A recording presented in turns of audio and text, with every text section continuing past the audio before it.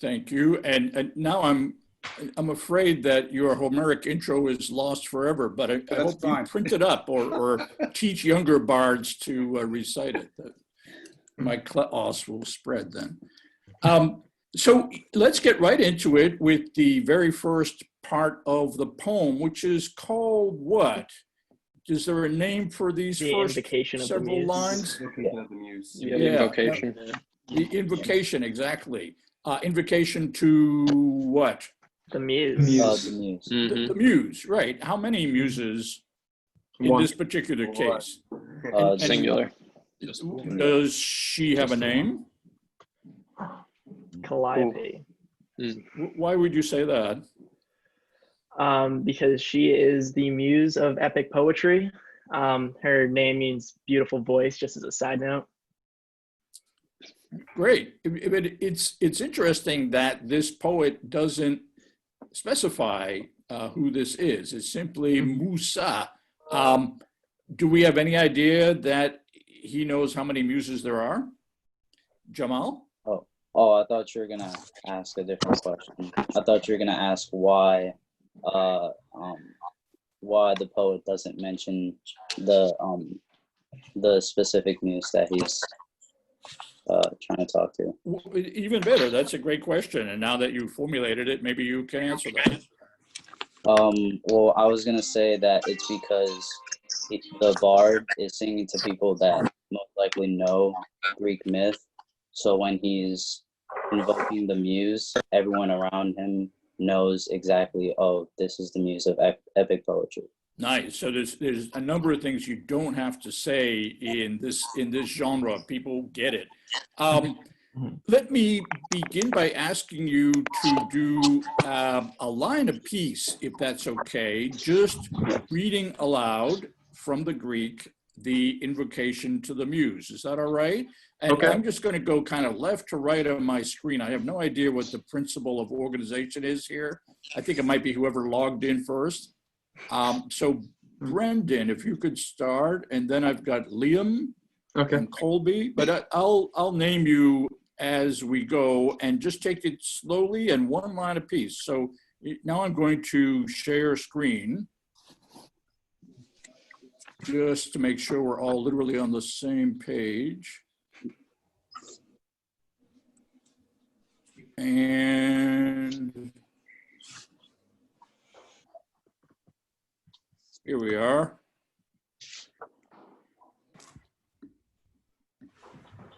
You all got that? You all see that? Mm-hmm. Yep. Okay. So, now the sequence of little boxes has changed, but shall I start? Yes, go ahead. Andra mainepe musa porutropon hos malapola. Oh, great. And then who else is Daniel? Plankte Petrois hieron tolthiathron person. Great. Henry? Polon de anthropon iden astia kai non egno. Mm-hmm. And Thomas? Poladogen panto epathan algia hon katatumon. Very good. Who am I got next here? Liam? Arnumenos ein te futen kai noston etaron. Okay. Colby? Aludo satarus arusato hymenos per. And Jamal? Auton garspe terrasin atastaliasin alonto. Okay, you're good. Henry, have you done it yet? Yes, I already have, sir. Okay, you know, the order. Would you like me to go again? Well, I'm trying to get everybody in, so whoever hasn't done it yet, that would be, I'm sorry, my little boxes are all aligned in. So is that Thomas, I see? I could read it. I haven't read yet. Okay, whoever hasn't read, let's go for Napioi. Napioi hoi katabus kuperionas helio oyo. Good. And somebody else who hasn't read yet? As Markel? Routine, apelitroi, nostimon emma. Okay, and one more line. Ton amotenge, dea tugeter Dios, epe kai imi. Excellent. Good. So if you don't mind, I'd like to drill down a little bit more on this passage and let me put it over to the side here a bit. Ask a couple of questions. So, and again, I'm going to be sort of flipping up and down the screen here. But Liam, why don't we start with you? The very first word of the poem is what in translation? Andra, which means man. And what case is that? That's the accusative case. So what is it the object of? It's an epe, so it's tell me of a man. Good. And what does Andra agree with in that line? Polutropon would be its Meaning? Which means, well, that's a much debate, but I like Wilson's complicated. There's also like literally would be much turning, polu, like much, and then tropon, turning. So tell me a little bit more about that. Why do you like Emily Wilson's translation, complicated? Well, a lot of this year, what we've been discussing is like how the role of a translator works and like what they're like, kind of you have put your own like choices into it. And it seems in Wilson's translation, she made the choice to cater to a modern audience. And like, I prefer complicated because it gets the ancient sense of the word, but it like is more like colloquial to today. And I prefer that. It's like an updated version of the Odyssey. So let's continue along those lines a bit. Colby, we just heard the ancient sense of the word, and it was close to complicated. Literally, what could this mean? Polutropos, polutropon. So it sort of talks to how he's a man of many skills of contending. Almost, so to speak, you could say he was a Renaissance man. He, well, most literally, it would mean he was hard to understand. There was a lot going on with him. Well, let's get even more literal. What does tropos mean, Jamal? Tropos, I think it means turning or twisting, and polu means much or many. Okay. So it would literally translate as much twisted or much turning. So could that be taken in a way that doesn't refer to his mind or his psychology or his Renaissance-like characteristics? Yes. In a way, his journey has taken him through a lot of like twists and turns. So it could be referring to that instead of just like him being a complicated man. So what in the text that we have actually in these lines would indicate that kind of translation? So not the psychological complicated, but the just kind of turning around places. Anybody? Martel? I'd say much suffering. So pola dolon ponto paten. Good. And that talks about how he suffered at sea, especially the Aegean Sea. So we've got pola, pathen, like polutropon. What about this? What does this mean, Christopher? So it means that he wandered. Yes, so he wandered. Yeah, literally, what is that? What voice of the verb is that? So that would be middle passive, wouldn't it? Not middle, but passive. Oh, exactly. passive. Yeah, sorry. So do you remember the dictionary, the lemma, the form that this comes from? The first person singular active? It would. Yes, somebody said that. Yes. So literally, this means what? To wander. Let's try to capture the passive part of it. Turn? Oh. To turn? To make to wander, so he's... Yeah. To turn? Yeah, I like the passive kind of aspect of it because it's like the gods kind of changing his journey in some way or another, and it's not really necessarily in his control. Yeah, he was made to wander, literally. And This made is, to wonder, yeah. you know, I'm afraid that was just a voice from the ether because I didn't see a little box pop up as to who was saying that, but whoever said that, very good. I want to do a few more things here, if you don't mind, in some of the yellowed in bits. Okay. A very down and dirty grammatical thing, syntactical thing. Hon katathumon. What is this hon, Daniel? Well, the Han is referring back to in his soul, so, or in his heart, or however you would want to translate that. And so hon by itself, what would you identify that as? Is that just a particle? It functions sort of like a particle. In other words, it's just tucked in there, but it is actually, well, here's a choice. What does it look like? Is it a relative pronoun? No, actually, it looks exactly like it's a lookalike for the relative pronoun, but in fact, it's a pronoun, but It's a positive pronoun? Possessive, yeah. Possessive. I'm sorry. Possessive. So it means one's own, and anybody hazard a guess as to what the Latin equivalent would be? I don't think we're. Unfair question because it's not Latin class, but it's cognate. Chinese, I'm sorry. To suus, one's own. None of these guys have actually studied Latin. It's wow. Like okay. Sorry. American So I'll repress my Latin instinct. Well, they've studied even more impressive languages like Chinese. So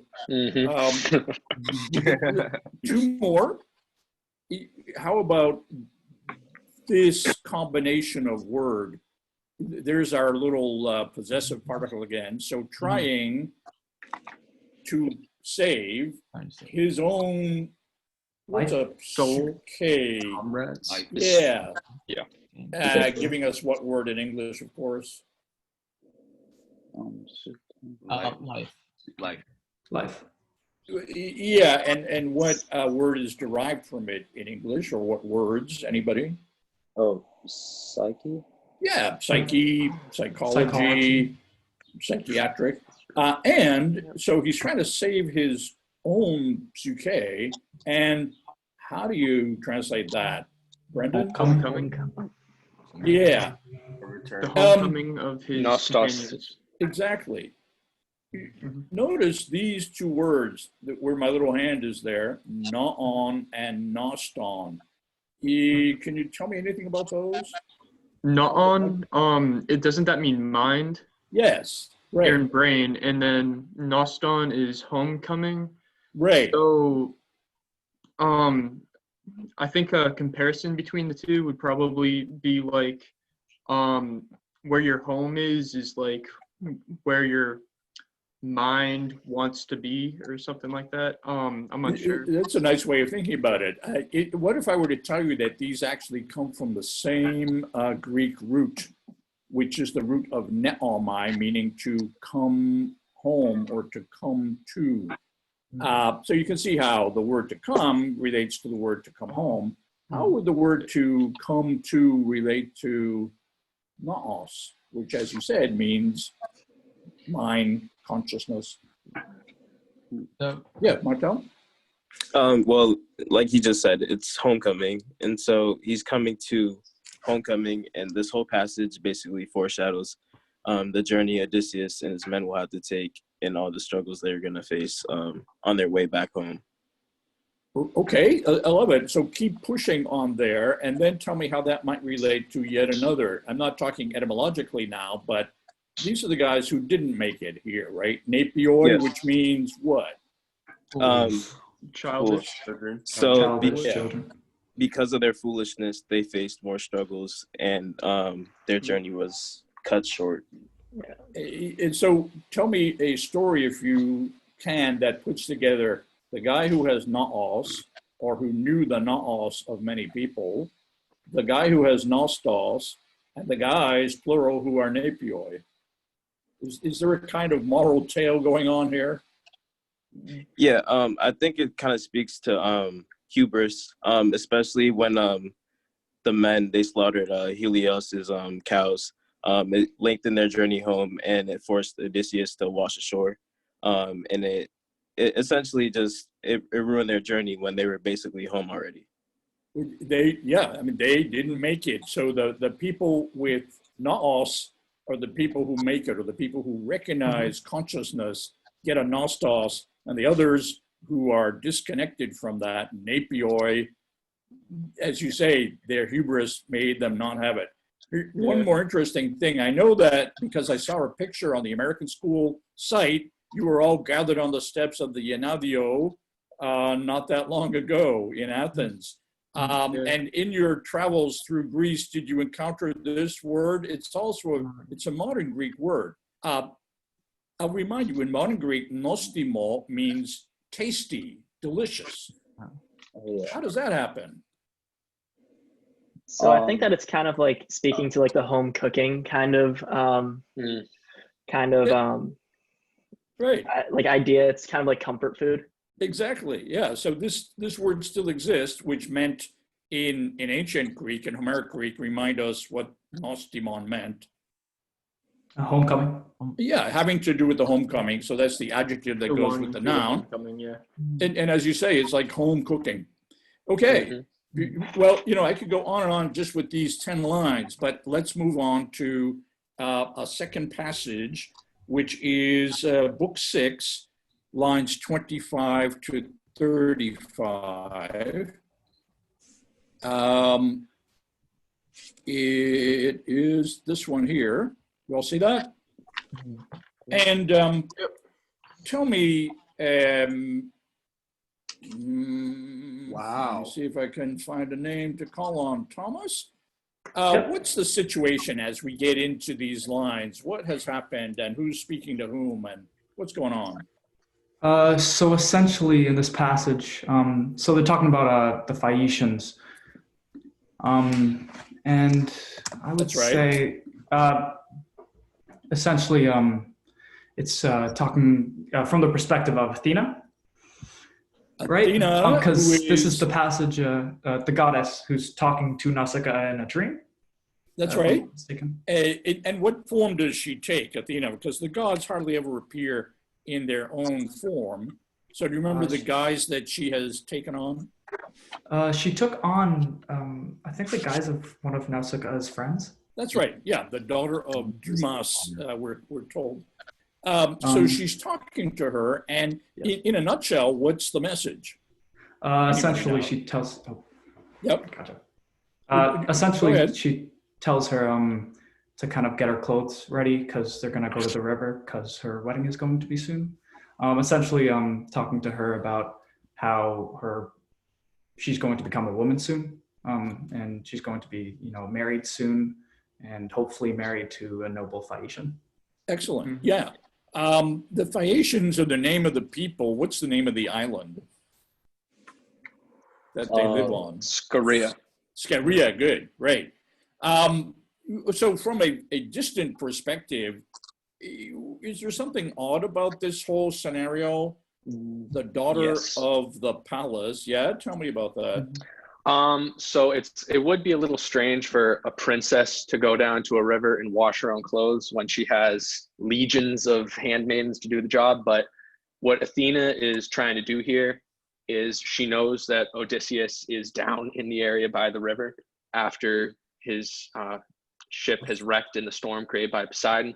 Right. So what she's trying to do in the whole grand scheme of things is have Nausicaa and Odysseus meet so she can bring Odysseus back into the main city, get him out of the bush. So it's all stage managed. Yes.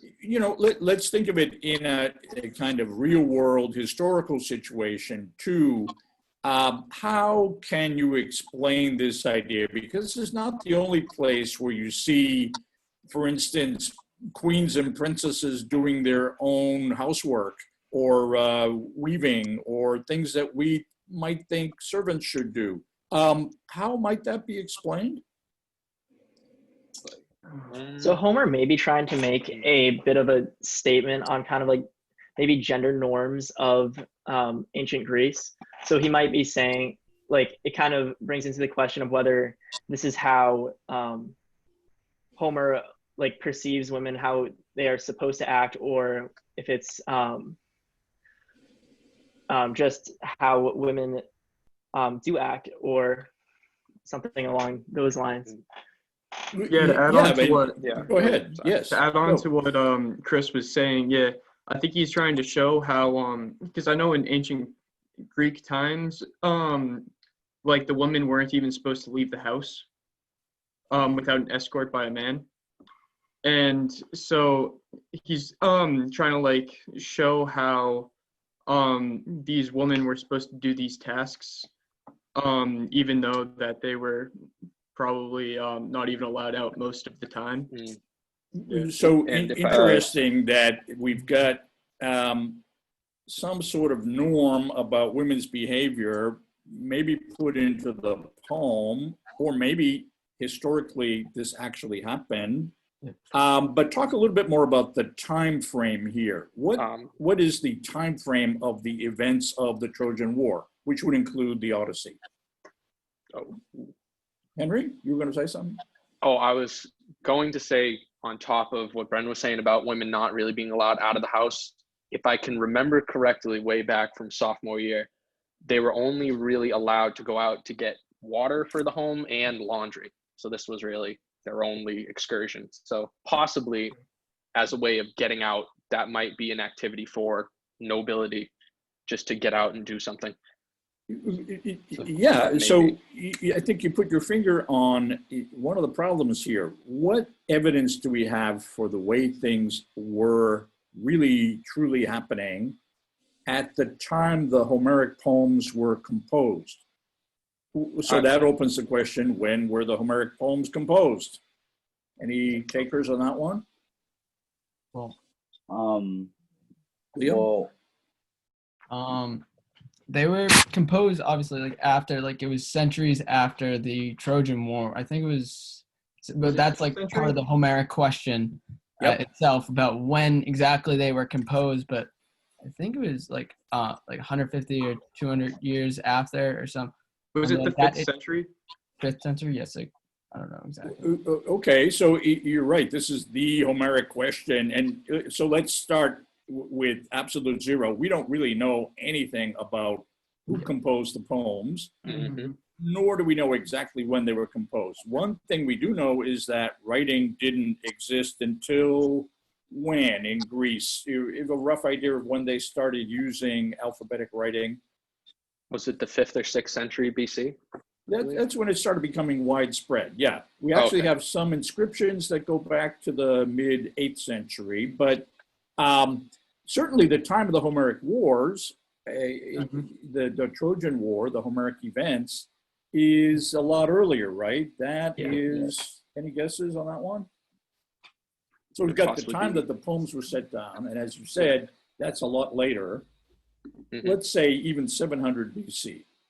The times that they're representing? At least a few centuries prior, I would say. Yeah, so probably 1200. Maybe 400-300 years. Okay. Well, more like 500. Because all the archaeologists tell us that Troy was destroyed, that the Bronze Age ended, and so forth around 1200 BC. So we're talking about, somebody in the 1900s writing about something in the 1400s, in our terms, if you like. Bring that home to the issue of, social customs and what you see depicted in the poem. What do we then say? I would say it's pretty unrealistic, because the only way that they could really understand what happened such a long time prior is through word of mouth, oral tradition being passed down generation to generation. So the idea of what was going on for real probably got watered down through the age, through the generations. Exaggerated. Yes, or distorted, or changed, or reimagined, or all the stuff. You know what the people who do oral tradition say? Grandfather's grandfather. That's the accurate time period where what my grandfather learned from his grandfather is just 2 moments of transition there. Maybe when he was 10 years old, his grandfather told him something. Now, my grandfather was born in 1887. His grandfather probably born in 1827. So you get back about 200 years. But after that period, oral transmission can be really sketchy. Yeah, it's like the game Telephone. You got it. Yeah, exactly. Well, let's drill down now that we've touched on at least the Homeric question, the historical problem. Now for the nitty gritty of the text, and I've yellowed in this one. Hematamento eketa yaketa asigalo enta. You want to just translate that line, Christopher? Yes. So the whole line, or just the highlighted? All right. The whole line. Yes. So I guess like since you have the men particle, on the one hand, your clothes lie, and those clothes being both dirty but also famous. Well, they are akedea, right? Yes. Meaning meaning no, uncared for. Uncared for. Not cared for. So is the little particle that means what? Not. And then kedos is the root that means care. And then sigaloenta, shining. Yeah. Apparently because in ancient times they used a sort of oil as preservative on clothing. But I'm interested in something even more nitty gritty. What number is this? Hemata. Plural. Yes. Exactly. It is what gender? Neuter. Plural. Yes. And what is this verb? To lie. To lie. Yes. And what number is the verb? Singular. Singular. So isn't that a problem? Yeah. You've got a neuter plural noun and a singular verb. What's going on? There's the rule, as Miss Toner, one of my old Greek teachers called it, is that we have the noble truths of neuters. This is one that neuter nouns take singular verbs when they're using them. So in this time, it's like a plural clothes, and they get a third singular. And you can see this even in English, right? An army marches on its stomach, or an army march on their stomach. When you get to like a collective noun, it's a bunch of things, and therefore you can think of it as a singular. Let's continue down a little bit. So she says, well, let's just paraphrase this. Anybody up for, without translating directly, soy de ramos que don esten hinacre, Henry? Yeah, I'll take it. But your wedding is near, and you must wear your fine clothes. Okay. So you've got to give them to people who are going to bring you in marriage. Oh, also, yeah, your wedding party. But what I want to talk about is this thing. What is her real concern here? Fatis. What is fatis? Anybody? Is that like voice? Yeah, voice. What's this voice going to do? I see you popped up on my screen there. Ekartoi tuton fatis anthropus anapaine. Is it like a rumor? Yeah, rumor, reputation. It is fatis, and it goes with what adjective in these lines?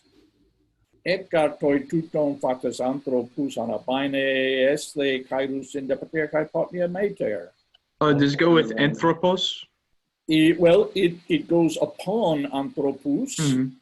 So out of these things, right, out of the fact that you clean your clothes and give clothes to people, fatis, how would you translate anthropos anabine? Among men. Yeah. Among the peoples. Yeah. Anabine? Go up. Goes up, mounts up among people. There's the object. Esle, what's that? Good. It's an adjective. That's the adjective going with fatis. Okay. Good rumors. So, what is the concern here? Your reputation. The reputation. Reputation, but the reputation depends on what? How you look, how your friends look in the bigger thing. Family looks. And they're royals, so it matters even more. So do you see here something that applies elsewhere in the Odyssey? Any kind of theme that you think is important in these lines? Kleos. Yeah. Kleos, right. Meaning what? How would you translate? Your fame. Your fame, your Klaus can be legacy, your fame, Your legacy, how your you're fame. remembered. Yeah. Klaus is How you're remembered. Yep. I'd say it's like Now your fame or your get legacy a or welter your of voices here, but I don't even know who's there. Yes, go ahead. your Keep talking, godly keep talking. kind of reputation. It's mentioned a lot in the Iliad. I know that. Yeah, Kleos is even in the name of the Iliad character, Patroklos. It's got an English cognate, loud, L-O-U-D. Why does that make sense? The word for fame and the word in English meaning loud, what would they possibly have to do with one another? Well, Easily recognizable. Yeah. Recognizable, hearable, right? That people are going to, they're going to get the fatis, what is said, because it gets generated and passed down. It cannot go unnoticed, maybe. Exactly, yeah. Yeah. Okay, again, every one of these passages, as you all know, you can pick 10 lines from the Odyssey and talk about them forever, but let me move on to the next book of, the next book that you've studied, which is book 9, having to do mostly with what? What's the episode of book 9? Namely the Cyclops. Famous. Cyclops, right. So let's go to book 9, lines 19 to 28, which the lower right-hand corner here. And let's just translate this one maybe a line apiece. So on my screen, I'm starting with Martel in the left hand. You want to give us this one? Aim, Odysseus, Laertiades. Spasi Dolorsi. So I am Odysseus, son of Laertes, man of many tricks. Let's go for Mellow. Anybody? Who's known for my Is an object of care. Yeah, I am an object of care. Good. To all men. To all men. To all men. For my tricks. Well, I heard various things. What does posse go with? So posse is posse can go with either Deloisian or Anthropoisi. And what does that give you? What do the alternatives give you? All servants or all men? So right? Usually it can you can use it to emphasize whether you want to put like an emphasis on either the trickery or like the breadth of his kleos, depending on which one you. Depending on which one we might. Which one you put the accord with? Yes. But let's put it into the terms of here's Odysseus. What's the situation here? When he says, "I'm Odysseus." Isn't this him revealing? Right. This is the first time that he's led on to the Phaeacians who he is. And even when he says it, what might we think about this? We see or we hear hos pasi doloisen anthropoisi. Immediately there's a kind of ambiguity. It's a bit of a boast. Or a boast, but it's a boast where you can't even figure out what goes with what. Is that representative somehow of this guy? Yes. Yes, I would say in so. What way? He's still trying to remain like kind of like tricksty, like he does, like in the Polyphemus episode, how he doesn't reveal his name. He's still trying to like hide parts of himself, so he can use yeah. So you don't really know with this guy. It's like a holograph. You turn it one way and you see one picture, another way you see another picture. He likes to keep people thinking. Exactly. He's this ambiguity who catalyzes thought. Well, let me go into the rest of this passage, which gets kind of geographical. So he says, I live in where? Ithaca. Eudailon. Anybody? Clear, clearly seen. And then there's a mountain called Neritos, which is Ariprepes. Very distinguished. Can see it. There are a lot of islands all around. Next to one another, and here are the islands Dulikios, Same, and Zakynthos. But translate for me, if you would, who we got here? Jamal, are you there? Yes. Alte dek thamale pandupertate in haliketai. So he's talking about Ithaca, and what about Ithaca? Well, he's saying that it's a small island. Yeah, it is in Hali. It lies. It in lies near. It lies near the others. Yep. And it is Famale. Anybody remember Famale? Near the ground? Yeah, low. Low. It's low. Yeah. It is the furthest in the sea, It's the across the furthest out, yeah. Zophon, right? Towards the west, Zophon, or the darkness, I guess. towards the darkness or the west, presumably. Mhm. And the others are pros eo teleonte, Near the sun. Towards the the dawn. sun, and the right? sun. So they're to the the dawn. east. And it's rough, but it's a good nourisher Nurse. of Of Oh, young men. Man. The young, men. the young. Okay. Yeah. Let me go to Exhibit A here. And you see that? Mm, No, Everybody see the map? No. No. no. it's still on the text. Okay, let me see if I can get rid of the text. You have to do a different screen share. Do you have to go to Okay, share thank Yeah. you. and then select a new window? I Let's have see if the I can same get problem. back to screen share. Sorry. Oh, all good. It's okay. Even getting back to screen share is tricky once I've got up. Any thoughts on how to get back to screen share? I wish I was more well versed. Maybe exit the screen share and then go back. Because So we're yeah. stuck on seeing. Yeah. Hit stop share. You should have a button maybe at the top that says You know what? red That's button. probably at. This might not all be worth it. The lesson I'm aiming here for is.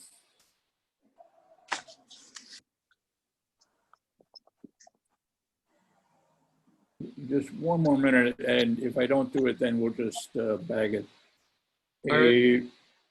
Yeah, that my stop screen share thing just is not even showing up, I'm afraid.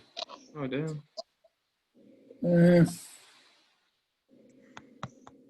Okay, well, can you see the original screen, the Yes. text still? Yeah, we can Okay, still see let's that. just work with that. Okay. The fact of it is, and maybe you can tell me, when you look at a map of current day Ithaca, what's the problem? It's It nowhere doesn't near. resemble the description at all. It doesn't, right? What is the farthest island to the west of any of these things? Oof. Reason you should know, because it's Zakynthos. actually Zakynthos. Oh, is it? It's further west. And are you familiar with the theories as to what might have happened, how we could explain this? Wasn't it thought that Ithaca split apart at one point Yeah. and moved? Well, that Zakynthos has a kind of narrow gulf in the far west where because of volcanic activity, the under sea level rose. And so what used to be a far western little island now is part of Zakynthos.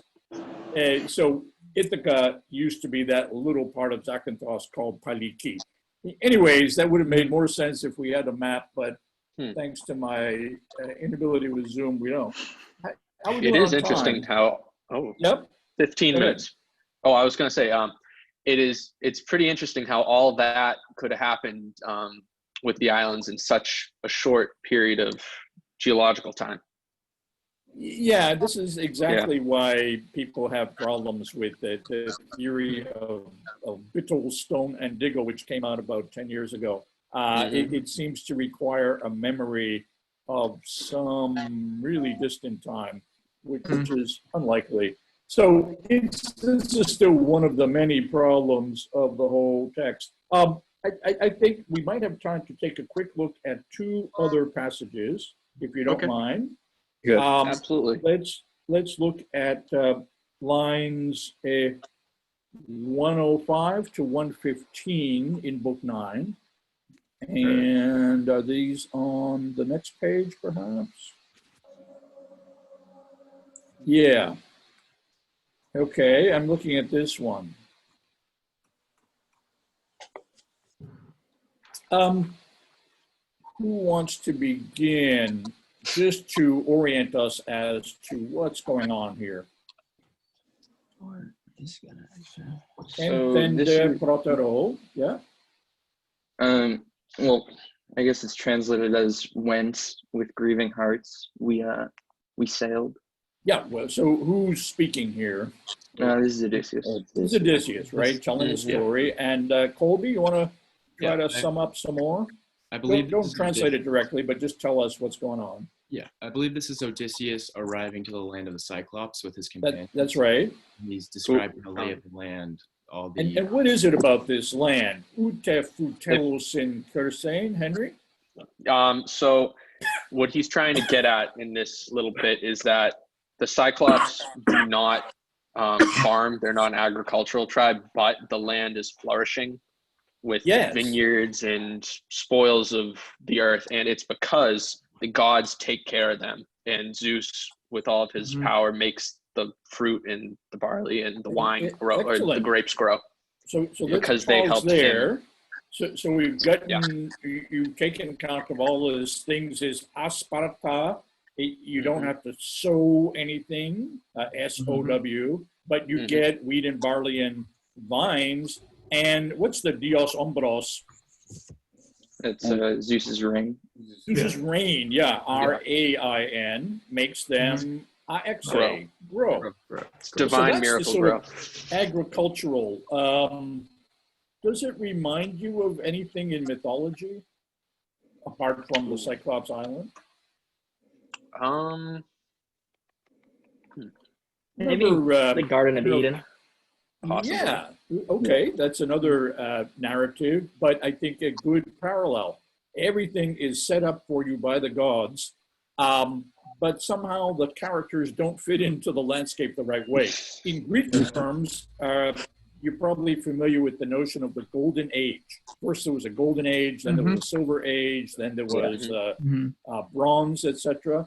And the golden age, as you hear it described in the work of Hesiod, the Theogony, is exactly like this. Everything grows for people, but people mess up eventually and they lose this golden age.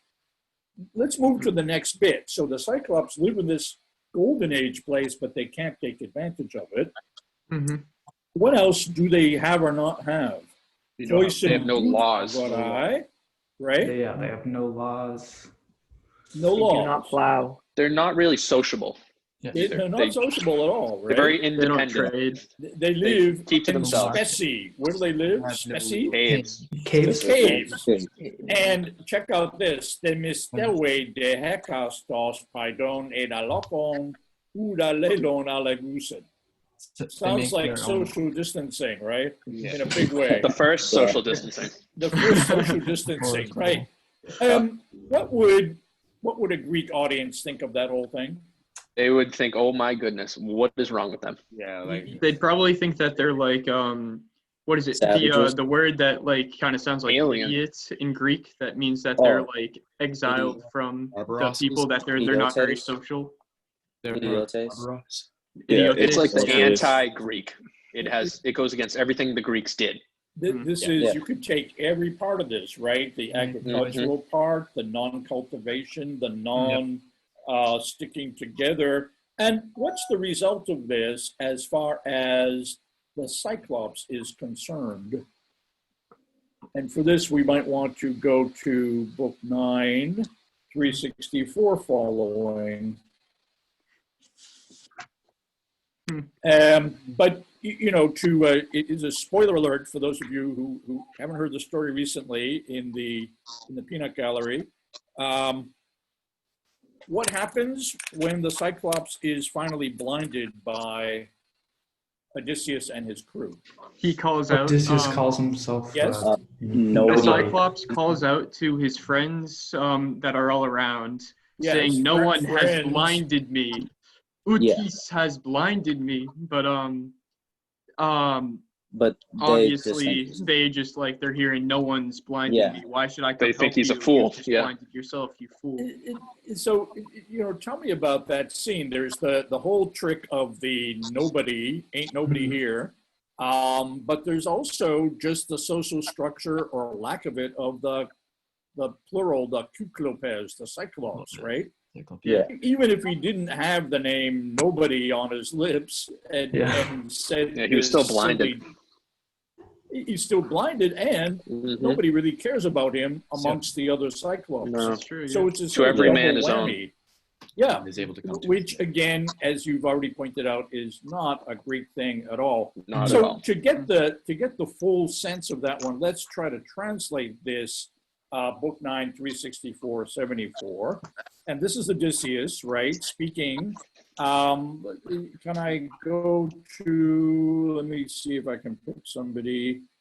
I could start picking people in the audience, but Christopher, do you want to begin? We'll each take like 2 lines apiece. All right. So Kyklopes. All right. So Cyclops, you asked me for my famous name.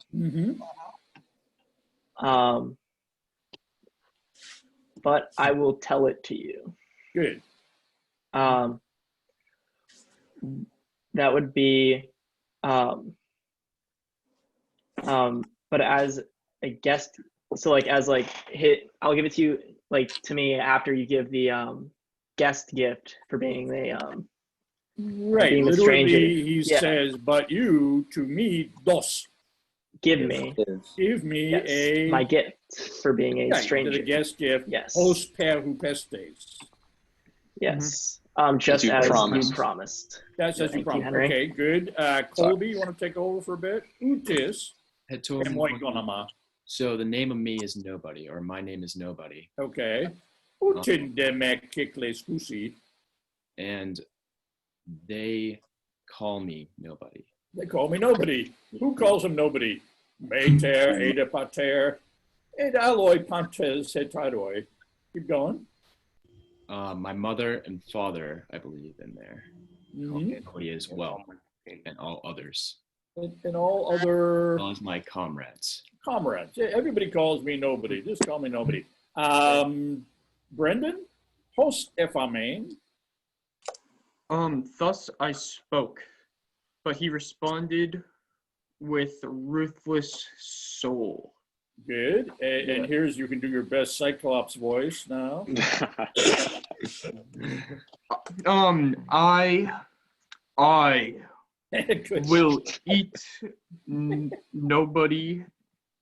I will eat nobody last. Last, right. After your comrades. Yeah, among your comrades. Okay, and Thomas, tus dalus prosten. All the others before. Yep. And this will be your Xenia. Yeah, this will be your gift. Yes, that's your gift. I'm going to eat you last. Good. And I'm seeing Carben's Garbe, but I don't see. Yes. He spoke and he spoke in like on his Let's back. go for the verb pessen. Excuse me. Is anybody pessen? He fell on his back. He fell. Yes. Right. He fell huptios. On his back. On his back. Anaklintes. Drunk. Yeah. Cleaning, dropping. But then, Kate. He lied. He lied himself there. Now, read this line for me, somebody, aloud. Kate apo mosas pakun alkona kadamin upnots. Good. Notice anything about the sound of the line? There's a lot of keys, a lot of It's a lot of Ks. It's very there. abrupt. What do you Like think it's that's boom, boom, for? boom. Kate, apadochmosa, So yeah. pachnauchana. Is that a? So yeah, so I think It that sounds like what- slurred It's slurred because he's drunk, because he's drunk. Yeah. I and think maybe that even what like he's Stomps on his smoking. feet. Yeah. So He's it literally, tired and it drunk. means, right, he Yes. leaned his thick neck aside, Mm-hmm. then sleep took him. Yep. And give me the, I know this is after lunch for you guys, but it's before lunch for me. But you can still go ahead. Daniel, do you want to try this one? Faringos. Farigast Actus minus. So I'm pretty sure it's loosely translated as he kind of spit up that heavy wine. Yes, the wine rushed out of his pharynx. And somoi, which in modern Greek means bread, somi, but here means little bits. Morsels. Somoi Of man flesh. little man flesh. Man flesh. Right. Man flesh. And then he erelgeta oinobareon. He belched it. Belch. He belched Heavy with wine. oinobareon. Heavy Out with the wine. Yes. So that's our picture of the Cyclops. It's like you don't have to say he's a brute. You just describe that. Self-explanatory. That says it all. Now, Yeah. I'm highly conscious of time, and I might already have run out the clock. I don't know. But let me turn to Mr. Peñarubia to see what he suggests. You know what? I think this is going great. And I'm fine if you want to go. If you want to keep going, I would say keep going. I know that these guys had a question for you. Right. I think, and I want to make sure that they get their time because, as you might have heard, I never had an Actus. I was deprived of the Actus because in my year, it was just two of us guys who read the Odyssey over the summer, and Mr. Donaher, beloved, sainted inventor of the Homeric Academy, was on leave that year, so we didn't have the Actus. So this is my Actus. Uh-huh. Mhm. More ways than one. Yeah. So you can have at me, or you can We be prepared a kind few and things. Yeah. just Yeah, ask we have some softball questions ready for you. Who had the Okay, question? all right. I think it was Go book. ahead. If you can scroll up to 928. 19 through 28. I almost started. Yeah. So book 9, and then your question I think was on line 28, correct? Yeah, I have it. So, in the last line, we're gonna look at the his gaze dunamai gluteron ala huidestai, and specifically at the last two ala huidestai. So we know your linguistic background, and what we know from the grammar is that there should be an elision there because there's two vowels back to back, so there should be like the elision, but there is not one. So we were wondering if you knew why there was no elision. I think I do, and it has to do with the missing W sound. Mm-hmm. So at some point in the history of the Greek language, if you read this line, it would be Suis gaies dunomai gluceroteron allo widestai, with a W sound right there. And we know that this sound existed even into the 3rd, 2nd century BC in some Greek dialects like Boeotian, northwest of Athens. But in Attic and Ionic, Ionic being the language of Homer, basically, the W sound dropped out maybe around 900 BC. So probably this little phrase existed previous to the dropping out of the W sound. It would have been allo widestai, and because what is a consonant, there would be no hiatus between the vowel and the vowel. And widestai, I bet you're going to ask me next, what Latin word is that related to? But maybe you won't because you didn't study Latin. Video, as in video, to see. And to go even further to show off everything I know, there's an English word related to widestai, wit and which, 2 English words. That enough? Do I pass that one? Yeah. Yeah. Flying You colors. definitely passed. Flying colors. One more. I think just Is there barely. one more? But All I'm right, yeah, ready next for all Yes. kinds. Yeah. So we just- have a question on book 1, lines 1 through 10. Book 1, line 1 through 10. There you go. So in the last line, we see Yeah. on thea, we see the acute accent mark. Why would that be an acute accent mark as opposed to a grave one? Graph.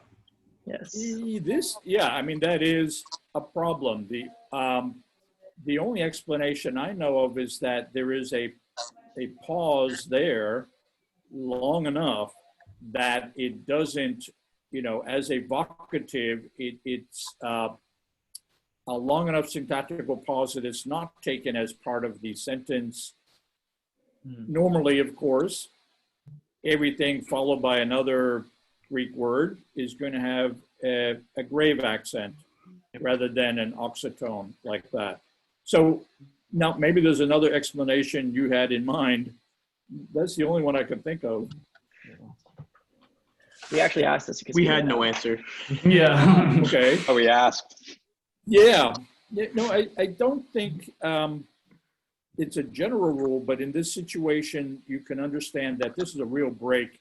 And even metrically, tone, amothen a tugater dios. There's a strong enough break there that you could argue, well, it's not perceived as the ongoing sentence.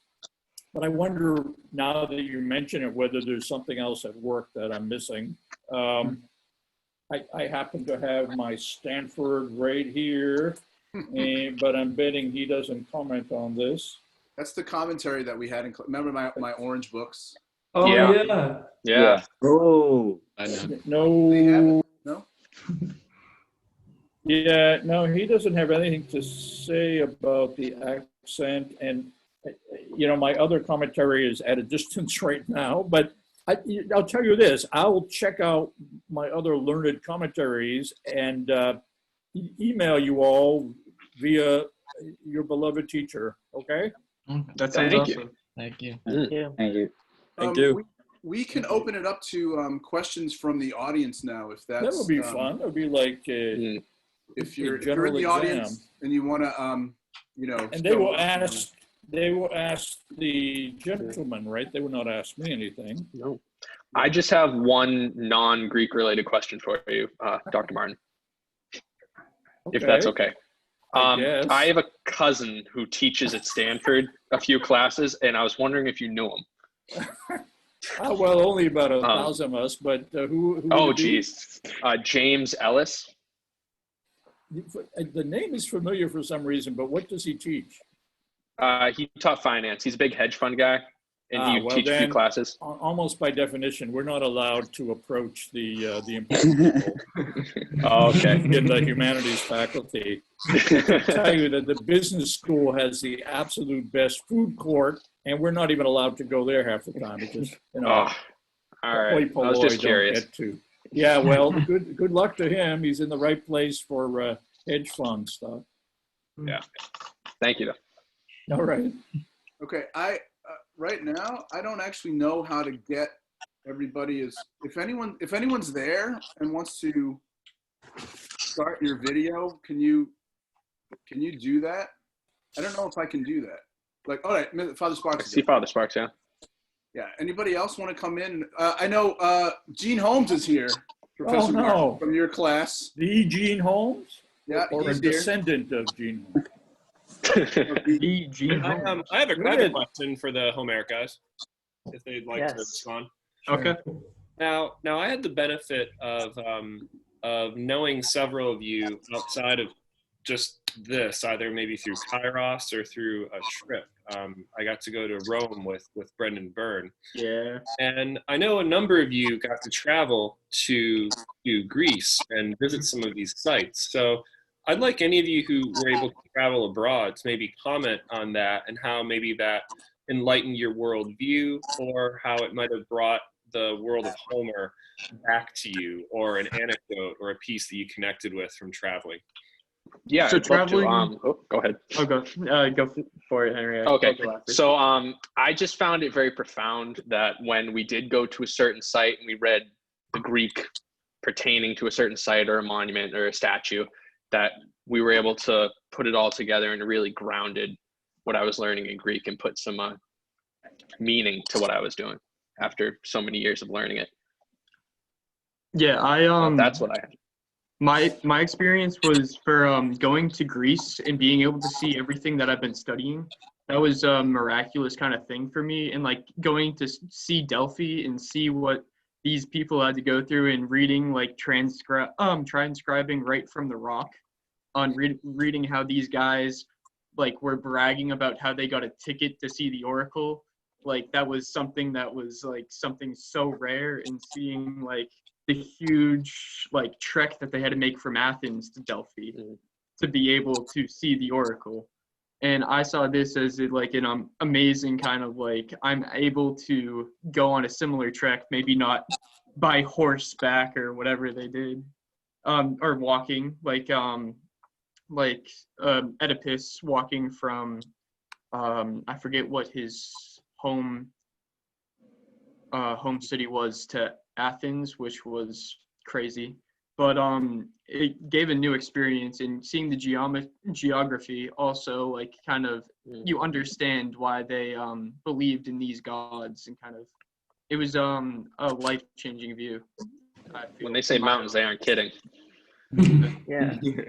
Yes. I think that like the coolest thing for me was being able to read all of the texts that I like normally wouldn't have seen. Like I think that probably the most interesting thing that I got to experience was going when we visited the Delphi, and we got to read the read the slave letters from people who bought their own freedom, and I thought that was one of the like most, I guess like that was like something that I wouldn't have normally been able to see. It was a bit strange also seeing like, I guess like words without like breathing marks, without spaces, and just seeing how it would have actually been perceived. That's something that's really cool, I guess.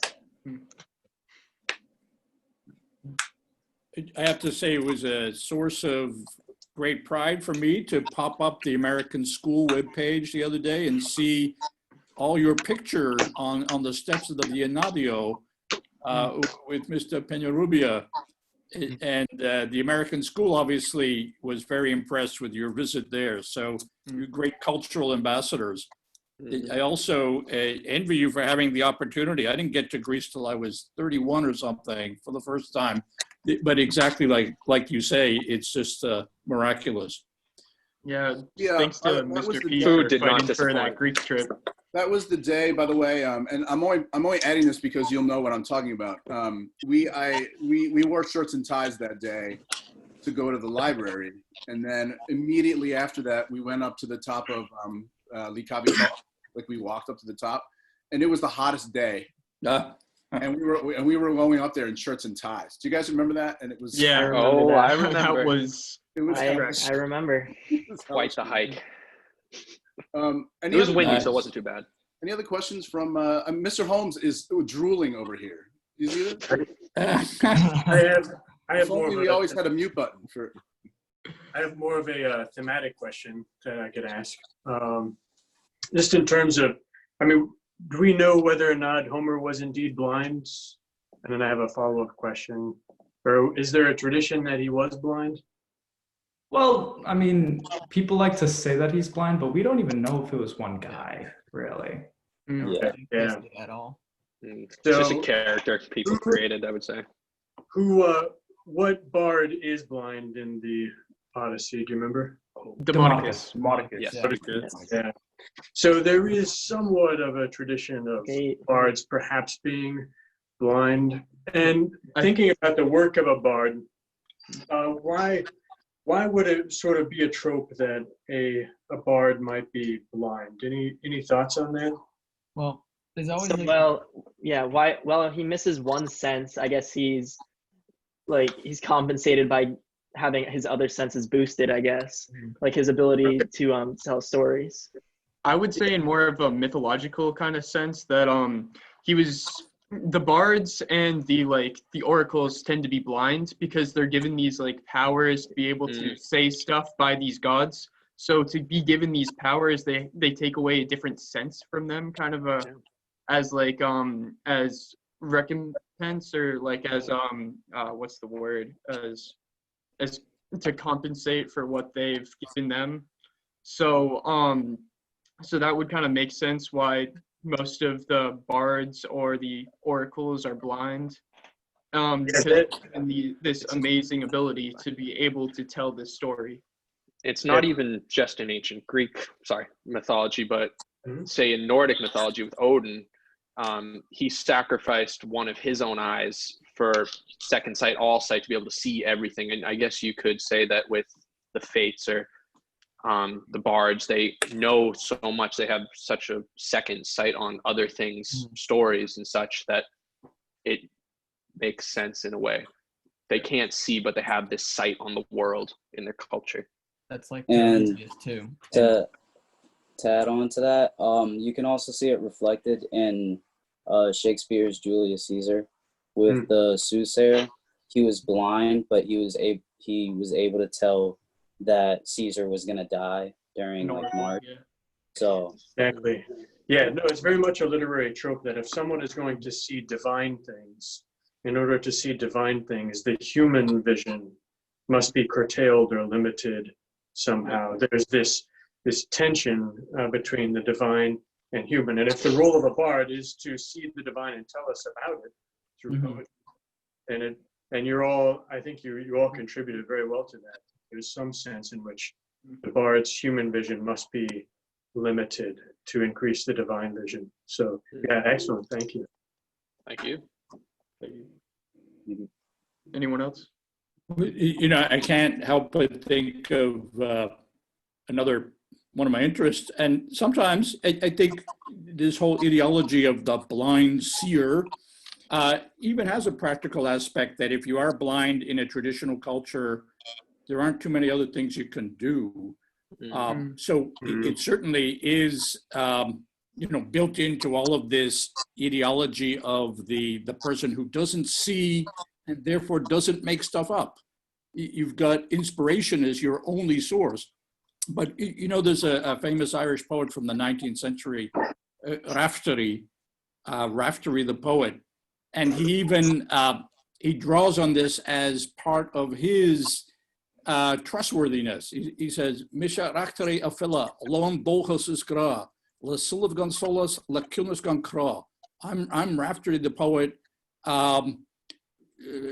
full of goodness without cruelty, la sulliv gan solas, with my eyes without light, but my heart full of joy. So it's like an advertisement for how good you can be.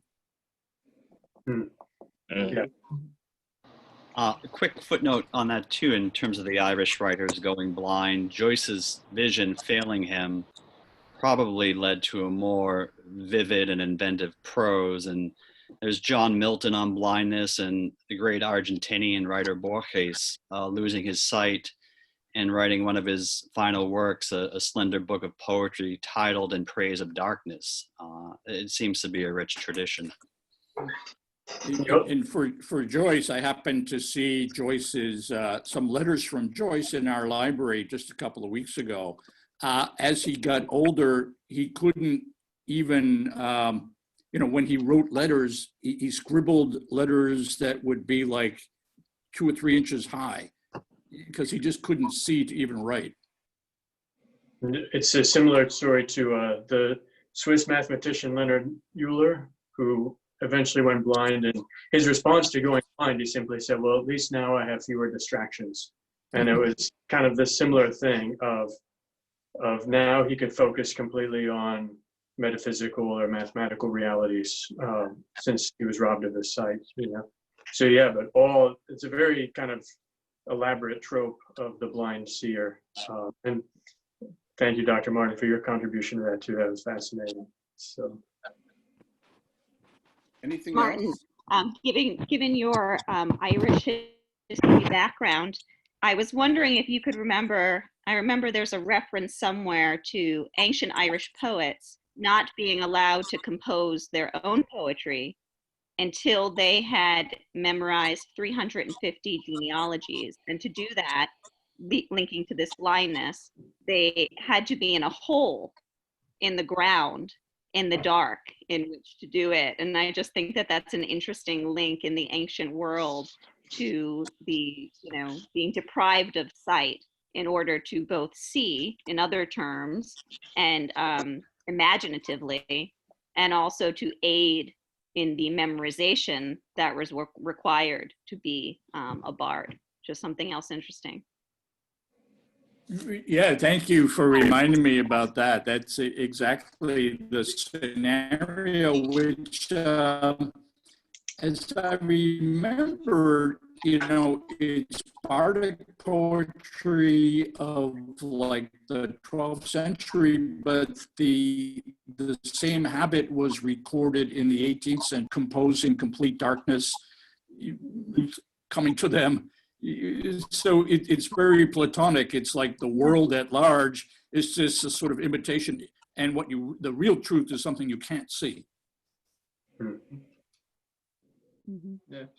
This is a wonderful conversation. Makes me really wish I was back there teaching with students such as yours who are artistoi, absolutely the best. But believe me, and I'm comparing them with generations that I've taught in New Jersey and in Silicon Valley. So if you could just wrap up these guys and ship them out here, that would be great. Yeah, just one more comment I wanted to make, which was, I know Mrs. Kaloran was here for this, but in '98, back when I was a lowly undergrad, I heard your talk about Homer and rap music. Do you remember that one? Oh no! And then you came to BC High. You delivered a very similar one talk, and I remember you talking about you going to an Eminem concert with your daughter, being the oldest person there with a notebook and writing things down. And I wish that we could have another one of these sessions where you could talk more about that, because I think that these guys might get a kick out of that too. Well, I'm afraid what they would get a kick out of is my antiquated knowledge of rap, because I tail off around early 50 Cent.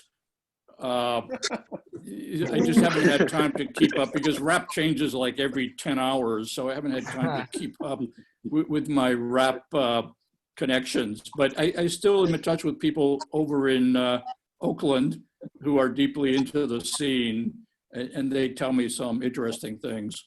It's the best thing we have to oral composition, the closest equivalent to Homeric style oral composition. Yeah. Although Homer wasn't a sort of, he wasn't into the thug life as far as we know. All right, well, gentlemen, can we say thank you to Professor Martin for Thank joining you. us? Thank you so much. Great It's an time. honor, and Thank you. Thank you. yes, and I will see you guys tomorrow for class. Mm-hmm. Okay. Class, right? All right. Yeah, last class. Recording is stopping now. Oh, they don't get out of class? No. Well, no, we have off on Friday, right? So tomorrow's our last day, and then Yeah, it is. and then we have spring break. We have Oh, a week good. off. Hmm. So, Good. everyone. Well, thanks for coming. Thanks for joining. Great job, guys. Congratulations. Thank you. Thank you. Yeah, Professor Martin, that was congratulations. amazing. Thank you all very much. I really appreciate All it. right, thank you, It was Professor. great. Thank you. Okay. Thank you. Take care. Have a good week. You too. Bye.